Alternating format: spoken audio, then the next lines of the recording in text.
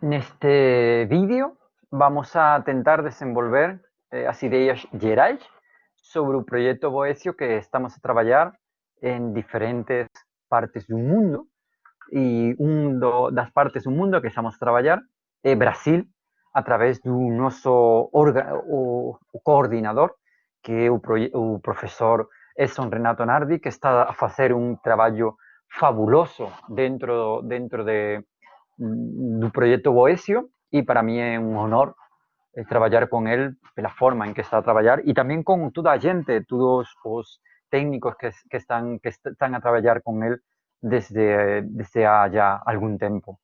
Por tanto, vamos a compartillar esta presentación.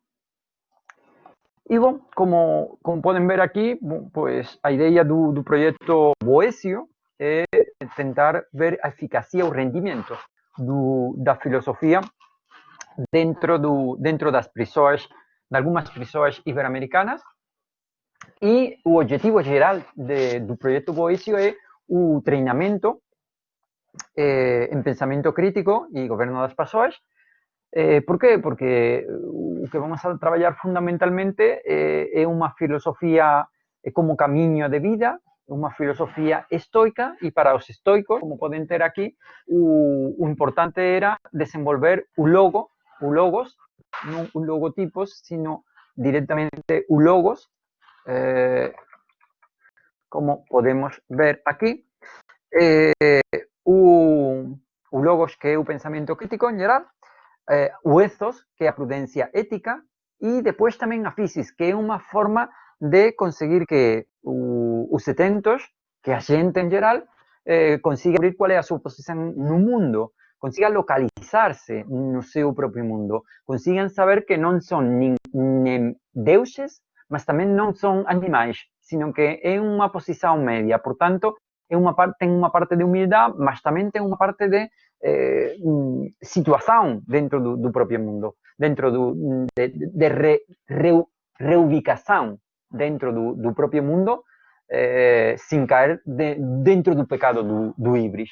Por tanto, o objetivo geral con os detentos é precisamente o desenvolvimento deste pensamento crítico, desta prudencia ética e desta localización das persoas que están a traballar dentro das oficinas.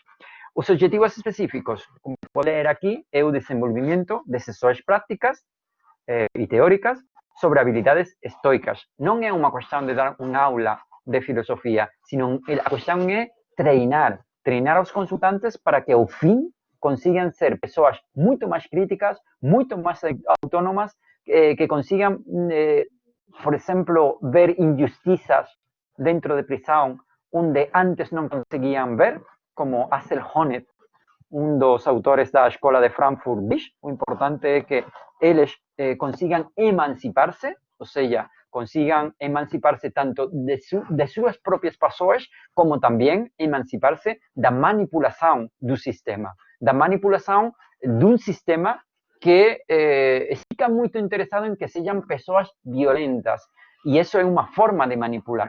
Por qué? Porque se eu teño dentro do meu grupo a unha persoa violenta e eu sou un narcotraficante, eu sou unha persoa con poder, eu posso utilizar esa violencia desa persoa para que esa persoa mate, por exemplo, a outra persoa e eu non teña de matar a esa persoa. Por tanto, eu podería manipular a esa persoa. O que facemos dentro do proxecto Boesio, por exemplo, é ayudar a esa persoa a descubrir esas formas de manipulación e non apenas a que saiba que está sendo manipulado, por exemplo, realmente, sino que a que él goberne as súas propias persoas, as súas propias emoções, se quiseren, eu prefiro falar aquí de persoas, as súas propias persoas. Por qué? Porque se unha persoa goberna as súas propias persoas, él va a ser o dono da súa propia vida e non haberá ninguén que va a manipularlo, porque él vai facer aquilo que él, o seu eu, va a decidir e non o que outro eu va a decidir por él. Por eso é moito importante, como digo, o goberno das persoas, para que as persoas non dominen, non gobernen ao sujeito, e o pensamento crítico para que a ideologia do sistema, a ideologia, neste caso, sistema liminar, ou a ideologia do sistema capitalista, não acabe fazendo que uma pessoa não consiga ver que nas nossas relações há pessoas que querem ajudar-nos. Então, como eu costumo dizer, a prisão não são as paredes. A prisão é um tipo de relação doente dentro da própria vida. E isso é a prisão. E este tipo de relação doente, este tipo de doença que é a prisão, é o que nós, dentro do projeto Boécio, estamos a tentar, contra ele, estamos a tentar lutar. Não lutamos contra o criminoso, não lutamos contra a polícia, não. Lutamos contra todas essas tendências doentes que fazem que a prisão seja necessária e que fazem que a prisão, em geral, seja uma estrutura de estigmatização social. Então, por supuesto, esta estigmatização é feita contra os detentos, mas por vezes também é feita contra a polícia, a gente que está a trabalhar dentro da própria prisão. Então, é muito importante romper esta estigmatização e para isso precisamos também muito pensamento crítico.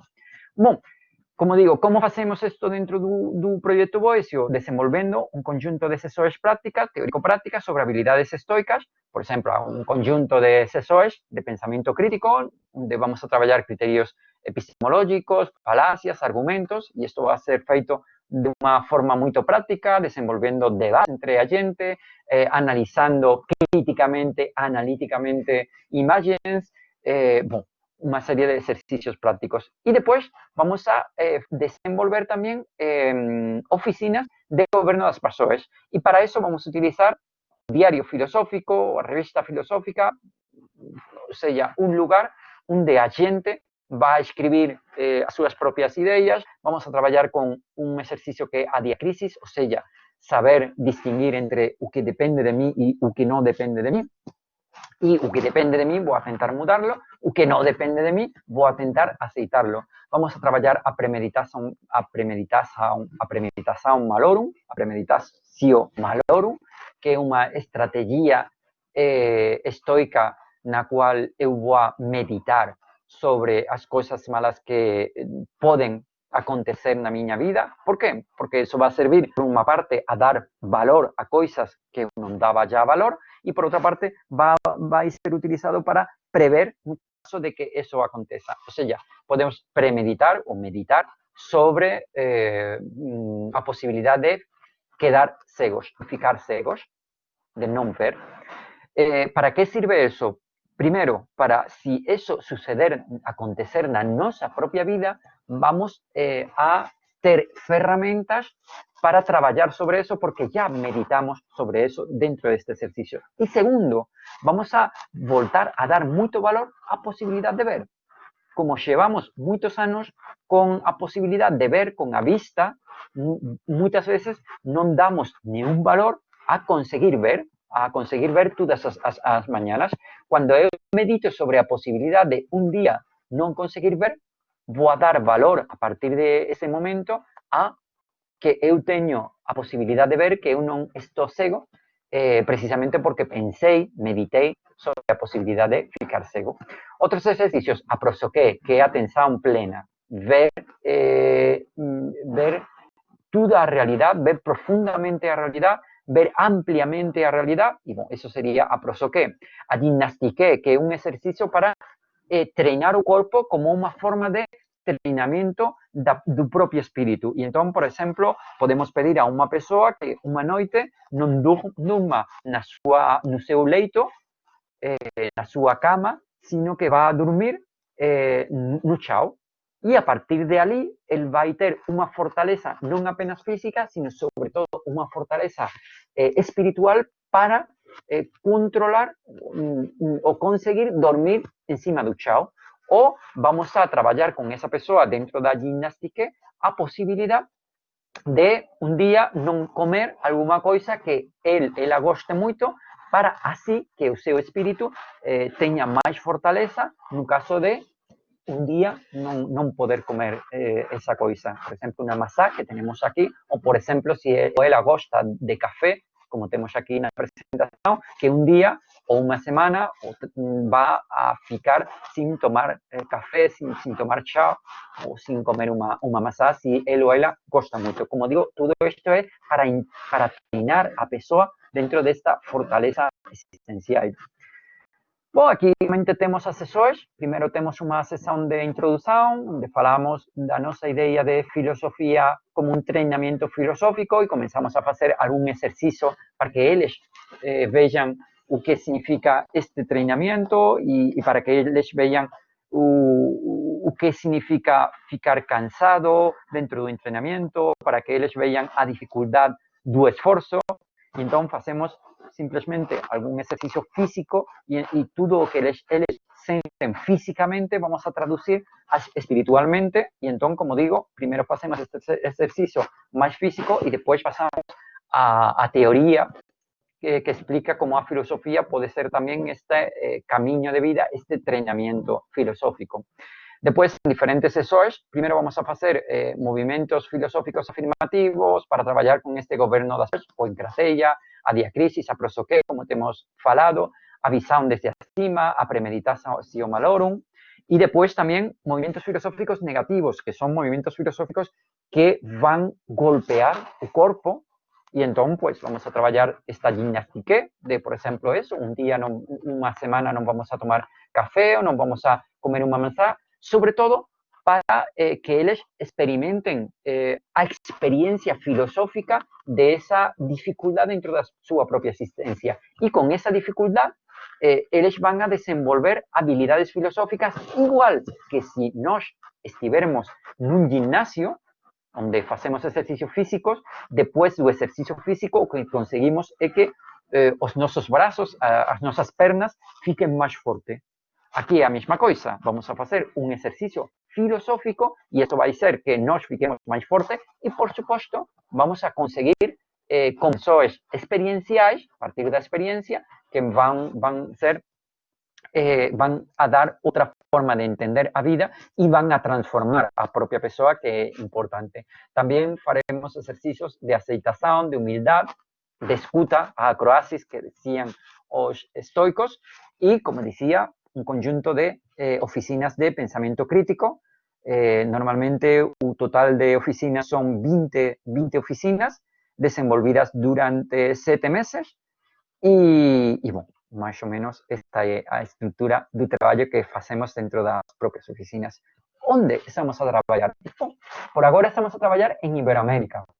En España, fundamentalmente, estamos en Gran Canaria. Después, en México, estamos a trabajar en diferentes prisões, a prisão sur, a prisão oeste, a prisão de Santa Marta a Catitla. En Brasil, a través do profesor Edson Renato Nardi, na prisão Serra Azul. En Argentina, después da crisis do Covid, estaremos a trabalhar na prisão da cidade de Rosario.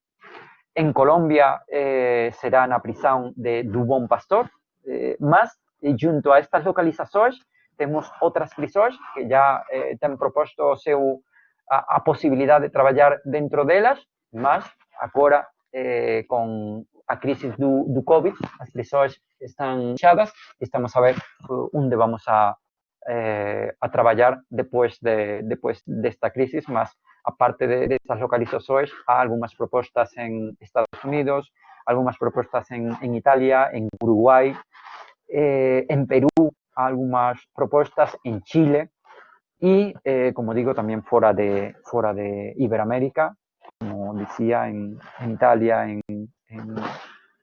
en Turquía, en Estados Unidos, en otras localizações. Bom, aquí pueden ver algunas imágenes reales do trabalho que temos feito aquí en Brasil. Aquí vocês têm o professor Edson Renato Nardi junto a alguns detentos y algunas aulas. Es muy interesante porque cuando comenzamos a trabajar, inicialmente nós, filósofos, éramos a gente que estaban a dar as aulas.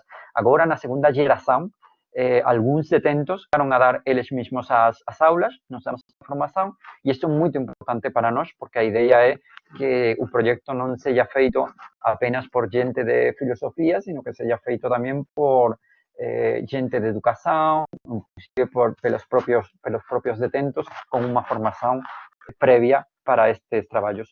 O proxecto, importante dizer que o proxecto é un proxecto que agora está a ser financiado pela Unión Europea e, por tanto, temos importantes persoas atrás de nós. E, bom, esperamos ampliar con outra gente e outras institucións que já non son nacionais, sino institucións continentais que están interesadas neste proxecto.